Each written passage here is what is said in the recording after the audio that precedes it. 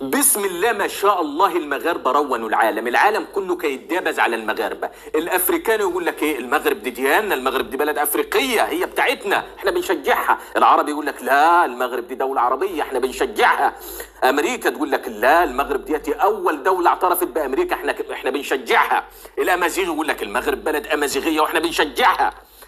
المعجزة بقى، المعجزة الحقيقية اللي مخلية العالم كله راسه ضراه، كيف فلسطين وإسرائيل أول مرة في تاريخهم يتفقوا على حاجة، اتفقوا على تشجيع المغرب. طبعا فلسطين ده طبيعي، وإسرائيل بالنسبة لليهود المغاربة، والعالم كله هيحمق. المغاربة حمقوا العالم كله وخا.